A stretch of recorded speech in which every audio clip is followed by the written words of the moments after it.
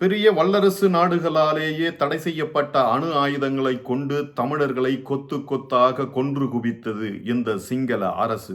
சிறுவர்கள், பள்ளி மாணவர்கள், இளம்பிள்ளைகள், வயதானவர்கள் என்று யாரையும் பாரபட்சம் பார்க்காமல் விடுதலை புலிகள்தான் இலக்கு என்ற எண்ணத்தை மட்டும் குறிவைக்காமல் அனைத்து தரப்பையும் கொன்று அழித்தொழிக்க வேண்டும் என்று முடிவெடுத்து கொத்து கொத்தாக தமிழர்களை கொன்று குவித்தது இந்த சிங்கள அரசு. அந்த சிறையில் இருந்த 50க்கும் மேற்பட்ட நபர்களை அந்த கலவரத்தை முன்வைத்து அவர்களை கொன்று குவித்தார்கள். குட்டிமணி, ஜெகன் என்பவர்கள் அப்போது இறந்து போன வரலாறை நாம் பார்த்திருப்போம்.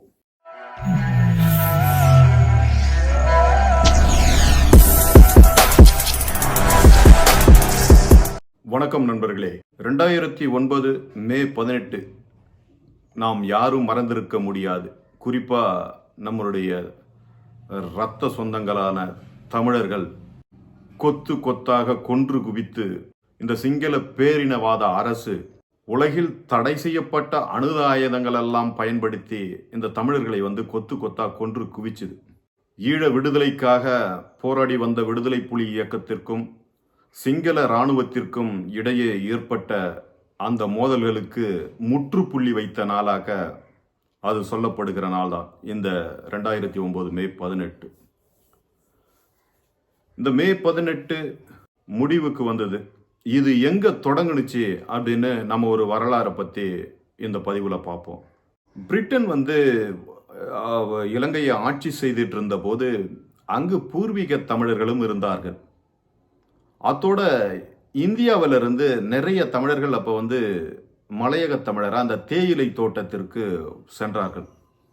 இது பிரிட்டிஷ் ஆட்சி அப்போ இருக்கும்போது நம்ம தமிழர்கள் அங்கே வேலைக்கு போனாங்க. அங்கே பூர்வீக தமிழர்களும் இருந்தார்கள். அப்போ ஆங்கிலேயர் என்ன பண்ணான்னா தமிழர்களுக்கான எல்லா சலுகைகளும் வழங்கியிருந்தான். அவர்களுக்கு கல்வியிலும் சரி, வேலை வாய்ப்பிலும் சரி, அரசு சார்ந்த வேலை வாய்ப்பிலும் சரி, எல்லா சுதந்திரமும் நமக்கு கொடுத்திருந்தான் ஆங்கிலேயர் அப்போ இருக்கும்போது தமிழர்கள்.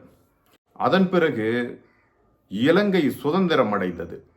சுதந்திரம் அடைந்த பிறகு அவங்க என்ன பண்ணுறாங்கன்னா அந்த ஒரு குடியுரிமை திருத்த சட்டம், நம்ம இந்தியாவில் சமீபத்தில் வந்த மாதிரி அந்த காலகட்டத்தில் ஒரு குடியுரிமை திருத்த சட்டத்தை பண்ணுறாங்க. அந்த சட்டத்தில் தமிழர்கள் நாடற்றவர்களாக அறிவிக்கப்படுறாங்க. அவங்களுக்கு இங்கே எந்த உரிமையும் கிடையாது, தமிழர்களாகிய நமக்கு எந்த உரிமையும் கிடையாது அப்படின்னு அன்னைக்கு சொல்கிறாங்க. சிங்கள அரசு சொல்லுது. அதன் பிறகு கல்வியும் மறுக்கப்படுகிறது. வேலைவாய்ப்பு, அரசு சார்ந்த வேலை வாய்ப்பில் இருந்த நிறைய தமிழர்கள் அதிலிருந்து வெளியேற்றப்படுகிறார்கள். இப்படியான இந்த சிங்கள பேரினவாத அரசு தமிழர்களை மட்டம் தட்டி, தமிழர்களை பணியிலிருந்து அகற்றி, தமிழர்களை குடியுரிமையில் இருந்து வெளியேற்றி, இது தமிழர்களுக்கு அல்லாத, இங்கே தமிழர்களுக்கு உரிமையே இல்லாதது போன்ற ஒரு தோற்றத்தை உருவாக்க அந்த காலகட்டத்திலேயே தமிழர்கள் அதற்காக போராடி துவங்கிவிட்டார்கள்.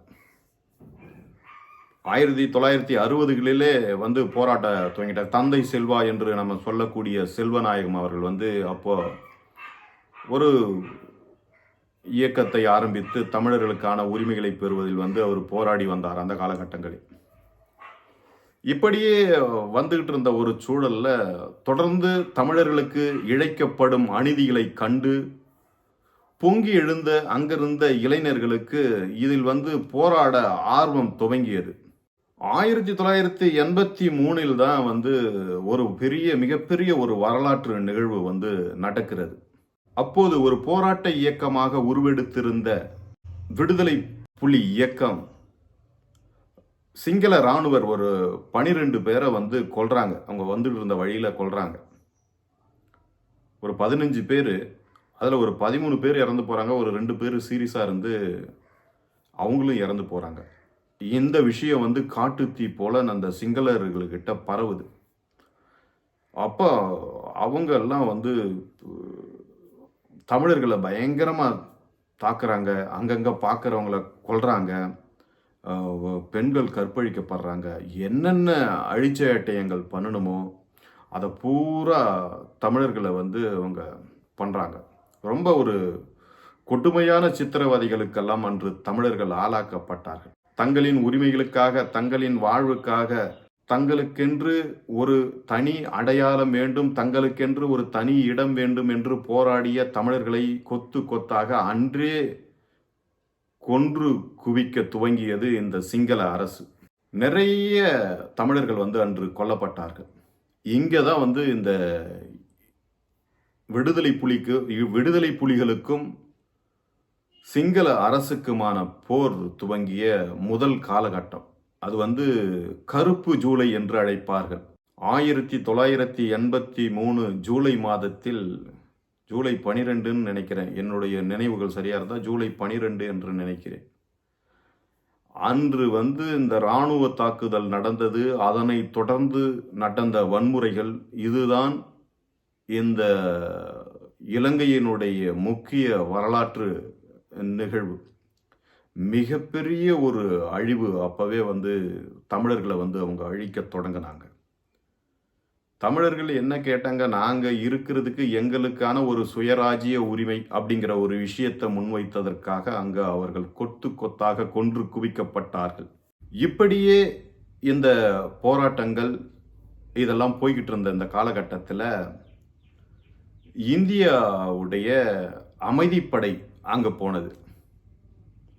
அவங்க போய் முயற்சித்து எந்த பலனும் இல்லை. ஏன்னா தொடர் பிரச்சனைகள் நடந்த வண்ணமே இருந்தது. நம்ம ஒரு அடி அடித்தோன்னா அவங்க 10 அடி அடிக்கிறது, திரும்ப 10 அடியை தாங்கிட்டு நம்ம ஒரு அடி அடிக்கிறது, திரும்ப அவங்க அடிக்கிறது, இப்படியே பிரச்சனைகள் போய்கிட்டே இருந்தது. இந்த அமைதிப்படை வந்த காலகட்டம் அதுவும் தோல்வியில் முடித்தது. அதன் பிறகு 2002 ஒரு பேச்சுவார்த்தை நடந்து அப்போது கொஞ்சம் சுமூகம் காணப்பட்டது. அந்த இலங்கை பிரச்சனையில், இலங்கை சிங்கள அரசுக்கும் விடுதலை புலிகளுக்குமான அந்த பிரச்சனையில் ஒரு பேச்சுவார்த்தை உடன்பாடு ஏற்பட்டு கொஞ்ச காலம் அமைதி நிலவியது.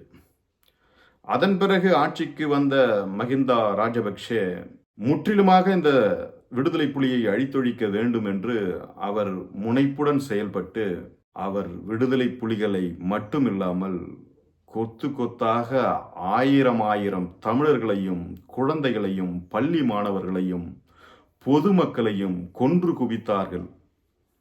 உலகத்தில் தடை செய்யப்பட்ட, உலக வளர்ந்த நாடுகளால் தடை செய்யப்பட்ட அணு ஆயுதங்களை கொண்டு அவர்கள் தமிழர்களை அழித்தொழித்தார்கள்.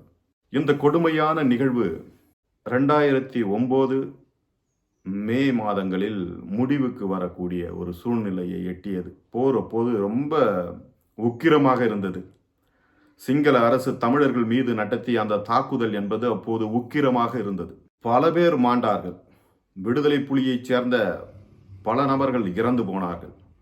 பல பேர் தப்பித்து சென்றார்கள். வாழ்வு தேடி எங்கு நாங்கள் சென்று பிழைத்தால் போதும் என்று பல நாடுகளுக்கு தப்பிச் சென்றார்கள். அப்போது கூட இந்தியா அவர்களை அரவணைக்க தவறிய சூழ்நிலையும் நடந்தது. அதற்கு அரசியல் பல காரணங்கள் இருக்கலாம். இப்படியான நிலையில் உலகெங்கும் வாழக்கூடிய என் தமிழின சொந்தங்களுக்கு என்றாவது ஒரு நாள் விடியும், அன்று நமக்கான வாழ்வு பிறக்கும் என்று கூறி இந்த பதிவை முடிக்கிறேன். நன்றி, வணக்கம்.